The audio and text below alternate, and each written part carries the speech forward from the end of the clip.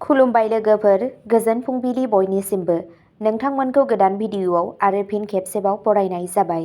आं दिनै नोंथांमोननि सिगाङाव 2 पुस 1436 मायथाइ एबा 18 डिसेम्बर 2024 मायथाइनि सानसेनि फान्जामुथिखौ फरायथिनो लादों।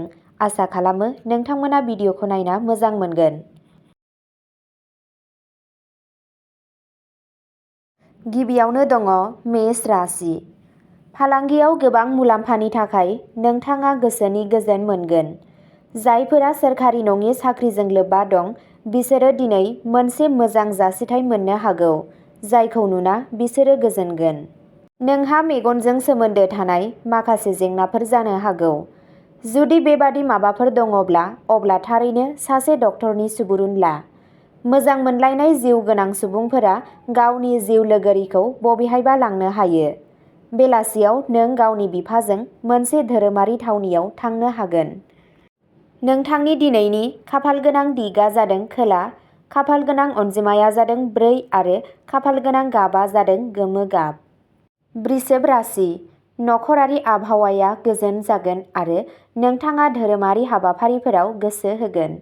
दिनै नोंथाङा गावनि बिदा-फंबायफोरजों एसे सम हगारगोन, जायफोरजों नोंथाङाबो माखासे सानस्रिफोरखौ रानलायगोन आरो गोसोनि बजाखौ रेजें खालामगोन।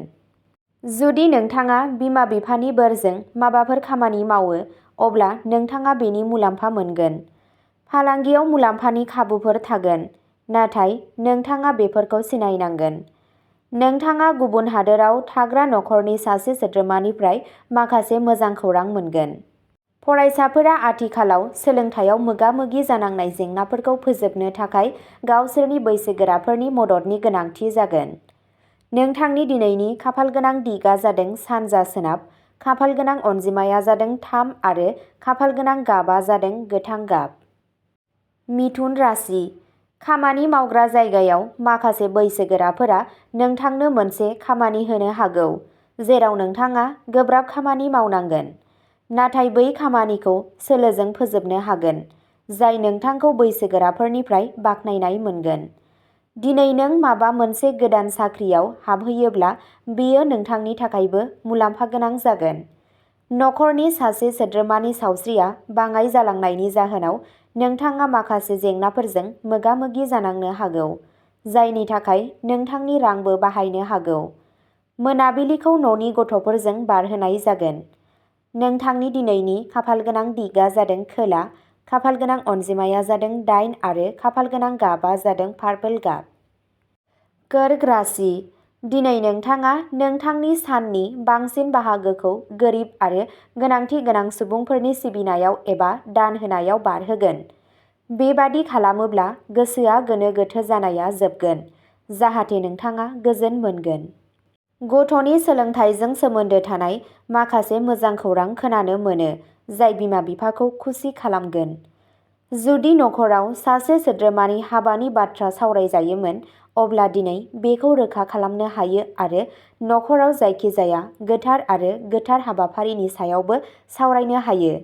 बेलासियाव नोंथाङा देव दर्शननि मुलाम्फा लागोन। नोंथांनि दिनैनि खाफालगोनां दिगआ जादों सा-सोनाब, खाफालगोनां अनजिमाया जादों 6 आरो खाफालगोनां गाबआ जादों कमला गाब। सिंह राशि। दिनै गावनि सावस्रिखौ जोथोन ला आरो बांद्राय मस्ला-मस्लि गोनां एबा फ्राइड जाग्रा आदारनिफ्राय गोजानाव था, नङाब्ला उदैनि माखासे जेंनाया नोंथांखौ दुखु होनो हागौ। खामानि मावग्रा रोंग'साफोरा दिनै लोगोफोरनि थाखाय खामानियाव जेंना जानो हागौ, जायनि जाहोनाव बिसोरो जेसेबां हायो एसेबां थाब खामानिनिफ्राय ओंखारनो लुबैयो। फालांगियारिफोरा दिनै मोनसे मुखुब थागोन आरो फाननाया बांगोन। दिनै नोंथाङा हरखाबै दोनथ'नाय रां मोनगोन, जाय नखरनि सोद्रोमाफोरनि हाबिलाखौ आबुं खालामनायावबो जाफुंसारगोन। नोंथांनि दिनैनि खाफालगोनां दिगआ जादों सा-सानजा, खाफालगोनां अनजिमाया जादों 2 आरो खाफालगोनां गाबआ जादों गोमो गाब। कन्या राशि। नोंथाङा गावनि जिउ लोगोरिजों हारसिङै माखासे सम हगारगोन, जेराव नोंथाङा इयुननि सानथांखिफोरनि सायावबो सावरायनो हागोन। नोंथाङा गुबुन हादोराव थाग्रा सासे बाहागिखौ लोगो हमनो खाबु मोनगोन। बाहागोदारि महरै फालांगि खालामग्रा सुबुंफोरा दिनै गिदिर राङारि मुलाम्फा मोनगोन, जाय बिसोरनि रांखान्थियारि थाथायखौ गोख्रों खालामगोन। नाथाय फिसा फालांगियारिफोरखौ रावबो गोरोन्थि लामायाव लांनो नाङा आरो रां लेनदेन खालामनाङा, नङाब्ला बिसोरो उनाव उनदाहा खालामनांनो हागौ। मोनाबिलियाव नोंथाङा नखरनि सोद्रोमाफोरनिफ्राय मोनसे सारप्राइज मोननो हागौ। नोंथांनि दिनैनि खाफालगोनां दिगआ जादों सोनाब, खाफालगोनां अनजिमाया जादों 9 आरो खाफालगोनां गाबआ जादों गुफुर गाब। तुला राशि। जुदि नोंथाङा दिनै फालांगिनि थाखाय सोरबा सुबुं, बेंक, फसंथान बायदिनिफ्राय लन लानो लुबैयो, अब्ला नोंथाङा बेखौ गोरलैयैनो मोनगोन, जाय नोंथांनि फालांगियाव फैनाय जेंनाफोरखौबो फोजोबगोन। जुदि नोंथाङा बिदा-फंबायफोरजों सुबुरुन लायो, अब्ला बेयो फालांगियारि जेंनाफोरखौ सुस्रांनायाव मदद होगोन। जुदि गथ'नि हाबायाव माबाफोर हेंथा दंमोन, अब्ला दिनै नखरनि सासे सोद्रोमानि मददजों बेखौ बारग'नो हागोन। फरायसाफोरनि गोजौ सोलोंथाइनि लामाया गोरलै जागोन। मोनाबिलियाव नोंथाङा नखरनि सोद्रोमाफोरजों पिकनिक जानो सानथांखि लानो हायो। नोंथांनि दिनैनि खाफालगोनां दिगआ जादों सोनाब, खाफालगोनां अनजिमाया जादों 3 आरो खाफालगोनां गाबआ जादों सिलभार गाब। वृश्चिक राशि। दिनै गावनि मोजां मोनलायनाय लोगोरिजों रायज्लायनाय समाव गावसोरनि बिबुंथियाव गोदै लाखिनांगोन, नङाब्ला माबा मोनसे बाथ्रायाव दान्थे-बिदान्थे जानो हागौ, जाय आयेनारि महरावबो लानो हागौ। दिनै नोंथाङा बिमानिफ्राय सासे बाहागिनिफ्राय रां दाहार लानायनिफ्राय गोजानाव थानांगोन, नङाब्ला नोंथांनि थाखाय बेखौ सुख'नो गोब्राब जागोन। दिनैनि साना फरायसाफोरनि थाखाय मोनसे साबसिन सान जागोन। बिसोरो गावसोरनि इयुनखौ साबसिन खालामनो थाखाय गावसोरनि फोरोंगिरिफोरनिफ्राय माखासे सुबुरुन मोनगोन, जायखौ बिसोरो थारैनो मावफुंगोन। मोनाबिलिया लोगोफोरजों रंजानायाव बारहोगोन। नोंथांनि दिनैनि खाफालगोनां दिगआ जादों सोनाब, खाफालगोनां अनजिमाया जादों 3 आरो खाफालगोनां गाबआ जादों गलापि गाब। धनु राशि। जुदि बिमाया माबाफोर सावस्रि जेंनाजों मोगा-मोगि जागासिनो दंमोन, अब्ला दिनै बेयो साबसिन जागोन आरो नोंथाङा सुखुनि हां लानो हागोन। हा एबा गारि बायनाय बायदि नोंथांनि गोबां सिमांफोरा जाफुंसारगोन। मोनसे थांखिनि जेंनानि बागै खोनासंनायनि उनाव नोंथाङा एसे जिंगा सिगोन। माखासे मोजां साननायफोरा गोसोआव फैगोन, जाहाथे नोंथाङा सोरखौबा हेफाजाब होनायनिफ्राय गोजानाव थाया। दिनै नोंथांनि गावारि जिउआव माखासे सोलायनाय फैगोन। नोंथाङा नोंथांनि जिउ लोगोरिनिफ्राय गोबां मदद आरो लोगोआरि सोमोन्दो मोननो हायो। सोरखारि साख्रिजों सोमोन्दो थानाय सुबुंफोरा दिनै माबा मोनसे मोजां खौरां खोनासंनो हागोन। नोंथांनि दिनैनि खाफालगोनां दिगआ जादों साहा, खाफालगोनां अनजिमाया जादों 4 आरो खाफालगोनां गाबआ जादों ब्राउन गाब। मकर राशि। दिनै नोंथाङा बै खामानिफोरखौ फोजोबनो नाजागोन जाय गोबाव समनिफ्रायनो दिन्दां जानानै दं।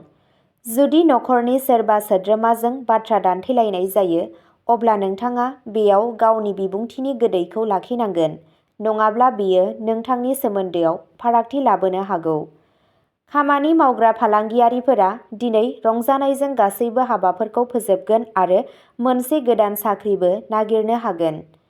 जुदि नोंथांनि जिउ लोगोरिजों माबाफोर गोरोबलायै दंमोन, अब्ला नोंथाङा बेखौ फोजोबगोन आरो नोंथाङा बेलासियाव मोनसे अनथोबबो होनो हागोन। नोंथांनि दिनैनि खाफालगोनां दिगआ जादों सोनाब सानजा, खाफालगोनां अनजिमाया जादों 3 आरो खाफालगोनां गाबआ जादों डार्क रेड। कुम्भ राशि।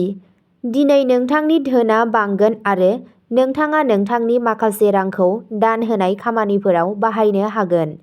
जुदि नोंथाङा मोनसे सम्पथि गोरोबथाखौ फोजोबथा खालामनो थांगासिनो दं, अब्ला बेनि दाजाबारि आरो गाज्रि बिथिंफोरखौ उदाङै नाय, नङाब्ला नोंथाङा इयुनाव जेंनायाव गोग्लैनो हागौ। खामानि मावथायाव गोजौ मावख'गिरिफोरनि अननायआ नोंथांनि सायाव थागोन, जायनि जाहोनाव नोंथाङा माखासे मोजां खौरां खोनानो मोनगोन।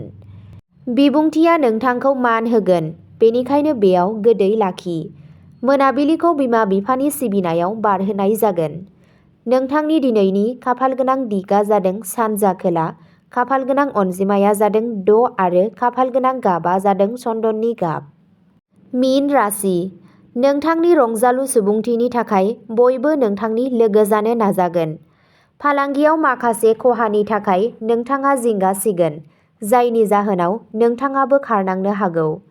नोंथाङा इयुनखौ साबसिन खालामनो थाखाय माखासे बिथांखिफोराव नांथाबगोन, जेराव नोंथाङाबो गोबां बिबांनि जाफुंसारगोन।